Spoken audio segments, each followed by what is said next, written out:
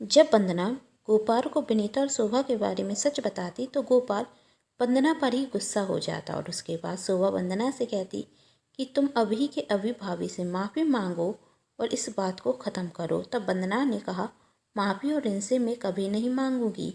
तब शोभा कहती, यदि तुम भाभी से माफ़ी नहीं मांग सकती तो इस घर से निकल जाओ, तुम्हारी इस घर में कोई जगह नहीं। तब विनीता आंखों में आंसू लिए शोभा से कहती, शोभा तुम क्या बकवास कर रही हो? वंदना इस घर की बहू है और वह इस घर को छोड़कर कहीं नहीं जाएगी। तब शोभा कहती, लेकिन भाभी आप इस घर की बड़ी बहू हैं और इस घर को आपने अभी तक एक दौर से बांध कर रखा है और गोपाल को तो आपने माँ का प्यार दिया है, तो मैं और गोपाल आपका अपमान बर्दाश्त कैसे कर सकते हैं?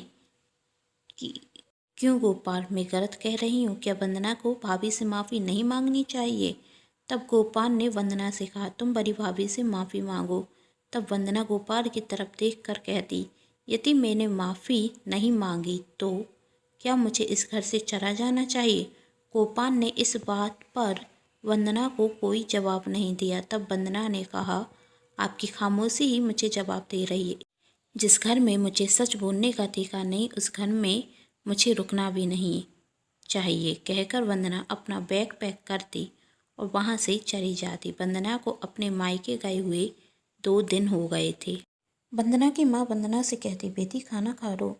वंदना ने कहा, माँ भूख नहीं है। वंदना की माँ ने कहा, 2 दिन हो गए हैं तुम्हें यहाँ आए, 2 दिन से तुमने सही से खाना नहीं खाया।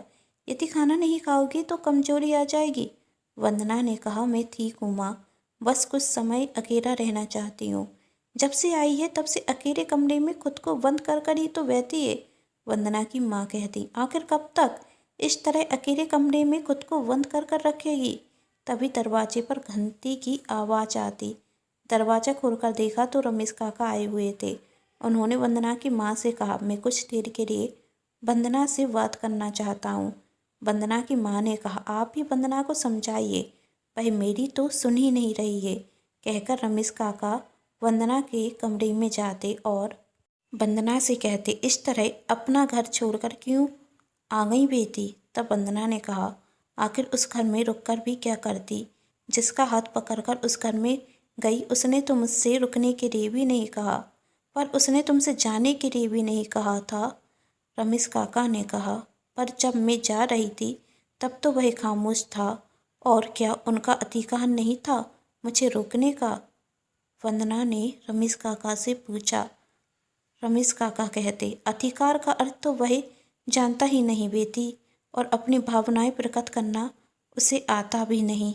भोरा है ना, यदि अपनी भावनाएं प्रकट करना उसे आता तो तुमसे रुकने के लिए जरूर कहता, क्योंकि वह तुमसे बहुत प्यार करता है और तुम भी तो उससे बहुत प्यार करती हो ना, इसलिए तो खुद को एक कमरे में बंद कर कर बैठी हो। हाँ, करती हूँ मैं उनसे प्यार, इसलिए तो अभी तक उस घर में रुकी हुई थी जिस घर में सिर्फ धोखेबाज इंसान ही रहते हैं। लेकिन अब दम घुटने रखा है मेरा उस घर में, अब मैं उस घर में और नहीं रह सकती। तो गोपाल के बिना जी लोगी अपनी जिंदगी? आज तुमने मुझे गलत साबित कर दिया बेटी।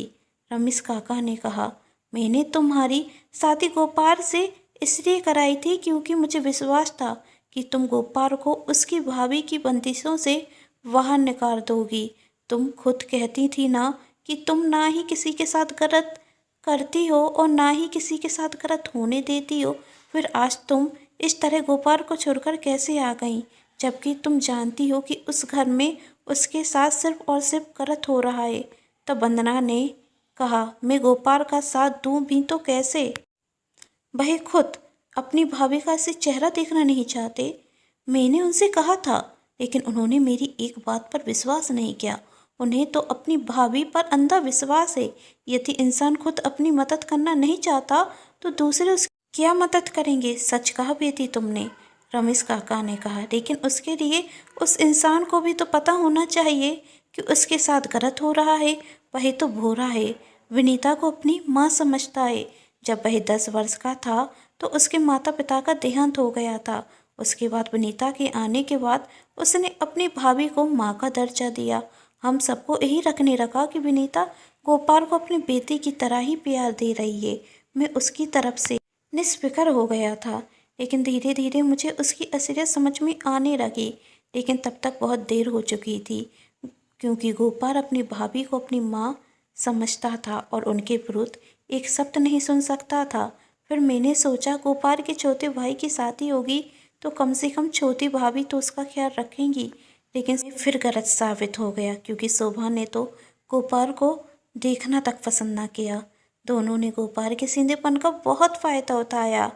मैंने जब इसके बारे में गोपाल के दोनों बड़े भाई से बात की तो उन लोगों ने मेरी बात को अनसुनी कर दी। उस दिन से बस इसी दिन का इंतज़ार कर रहा था कि कभी तो उसकी ज़िंदगी में कोई एक ऐसा शख्स आए जो उससे बहुत प्यार करे। और जब मेरी मुलाकात तुमसे हुई तो मुझे लगा कि तुम ही वही हो जो गोपाल को एक नई ज़िंदगी दोगी। तुम होशियार हो, उसे उसकी भाभी का सच बताओगी। मुझे लगा था कि तुम कभी भी गोपाल का साथ नहीं छोड़ोगी, पर मैं नहीं जानता था कि मैं तुम्हारे बारे में गलत सोच रहा था। तुमने तो गोपाल का साथ एक पल में छोड़ दिया। तब वंदना ने कहा, मैंने गोपाल का साथ कभी नहीं छोड़ा। तो फिर आज यहाँ क्या कर रही हो बेटी? तुम्हें आज गोपाल के साथ होना चाहिए था। रमेश काका ने कहा, जानती हो, जब से तुम घर छोड़कर आई हो तब से उसने अन्न का एक दाना भी नहीं खाया, और उस घर में कोई भी ऐसा नहीं कि उसे मना कर खाना खिला सके। यहाँ तुम्हारी माँ है जो ज़बरदस्ती कर कर तुम्हें खाना खिला सकती हैं, तुम्हारा दर्द समझ सकती हैं, पर वहाँ तो कोई भी नहीं जो उसके हाल चाल पूछ सके। वह सच में तुमसे बहुत प्यार करता है, बस कह नहीं पाता। जानती हो, जब मैं उससे मिलने के लिए गया तो उसने मुझसे सिर्फ एक ही सवाल पूछा, वंदना जी कैसी हैं? आपकी उनसे बात हुई? यदि इतनी परवाह है उन्हें मेरी तो खुद क्यों नहीं पूछते? वंदना ने पूछा। रमेश काका ने कहा, यदि आज मैं तुमसे तुम्हारी माँ के बारे में कुछ कहूँ तो तुम क्या बर्दाश्त कर पाओगी? नहीं ना, तो गोपाल भी नहीं कर सका। बस फर्क इतना है कि तुम्हारी माँ तुमसे सच में प्यार करती है, उन्हें तुम्हारी परवाह है, लेकिन गोपाल की भाभी सिर्फ दिखावा करती हैं। रमेश काका आखिरी में कहते, मेरा कर्तव्य था तुम्हें समझाना, बस इतना और कहूँगा, गोपाल तुम्हारे बिना ज़्यादा दिन जी नहीं पाएगा। कहकर रमेश काका वहाँ से चले जाते और वंदना की आंखों से झरझर आंसू बहने लगते। तभी वंदना की माँ आती और कहती, क्या हुआ बेटी? वंदना ने कहा, कुछ नहीं माँ, बस अब मैं अपनी ससुराल जा रही हूँ। कहकर वंदना अपनी ससुराल जाती है और विनीता से माफ़ी मांगती और मन में निश्चित कर लेती कि अब मैं गोपाल के साथ कुछ भी गलत नहीं होने दूंगी। इस घर के हर एक सदस्य के चेहरे से नकाब हटा दूंगी। सोचते हुए वंदना गोपाल के पास जाती और गोपाल से कहती, सॉरी गोपाल जी, मैंने आपका दिल दुखाया है ना, मुझे माफ़ कर दीजिए। तब गोपाल ने वंदना से कहा, नहीं वंदना जी, माफ़ी तो मुझे आपसे मांगनी चाहिए, क्योंकि गलती तो मेरी थी। मुझे आपसे इतने गुस्से में बात नहीं करनी चाहिए थी, लेकिन मैं क्या करूं? वंदना जी, यदि भाभी के बारे में कोई कुछ कहता है तो मुझसे बर्दाश्त नहीं होता, और आप तो मेरी भाभी पर आरोप लगा रही थी। यदि आपको कोई शिकायत है तो मुझसे कीजिएगा, भाभी से नहीं। और मुझसे वादा कीजिए कि आप मुझे छोड़कर कभी नहीं जाएंगी। वंदना ने गोपाल से वादा किया कि अब मैं आपको छोड़कर कहीं नहीं जाऊंगी, पर मेरी एक शर्त है। गोपाल ने कहा, क्या वंदना जी? यही कि आप अभी के अभी खाना खाएंगी। मुझे रमेश काका ने बताया है कि जब से मैं गई हूँ आपने खाना नहीं खाया, और आज के बाद आपने ऐसा किया ना तो मैं आपसे बहुत गुस्सा हो जाऊंगी। वंदना गोपाल को खिलाते हुए कहती। तब गोपाल ने कहा, नहीं, पहले आप खाइएगा।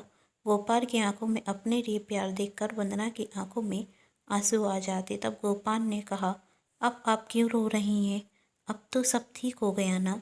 तब वंदना कहती, हाँ गोपाल जी, अब सब ठीक हो जाएगा, और यही तो खुशी के आंसू हैं, और रोने का वक्त तो हमारे दुश्मनों का आ गया है। वहाँ दूसरी तरफ शोभा विनीता से कहती, भाभी, आखिर उस वंदना को आपसे माफ़ी मांगनी पड़ी, आपकी जीत हो गई। तब विनीता ने कहा, नहीं, वही वंदना इतनी आसानी से हार मानने वाली नहीं है। जरूर इस घर में आने के पीछे उसका कोई और मकसद है। यदि वही लौट कर आई है तो उसके दिमाग में कुछ तो चल रहा होगा। इतनी आसानी से तो वह माफ़ी मांगेगी नहीं। इस माफ़ी के पीछे उसकी कोई तो चाल जरूर होगी। लेकिन क्या क्या करेगी वंदना, जानना चाहते हैं तो कहानी के साथ बने रहिए और कहानी का अगला भाग जरूर देखें, जिसके लिए कर दीजिए चैनल को सब्सक्राइब, क्योंकि जब भी मैं लेकर आऊँ कहानी का नया भाग तो आप सभी को पता चल सके। यदि आप सभी को मेरे द्वारा लिखी गई ये कहानी पसंद आ रही है तो अपनों के साथ शेयर जरूर कीजिएगा, जिससे कहानी ज़्यादा से ज़्यादा लोगों तक पहुँच सके। वीडियो को लाइक कर दीजिएगा और चैनल को सब्सक्राइब करना बिल्कुल ना भूलें। Thanks for watching.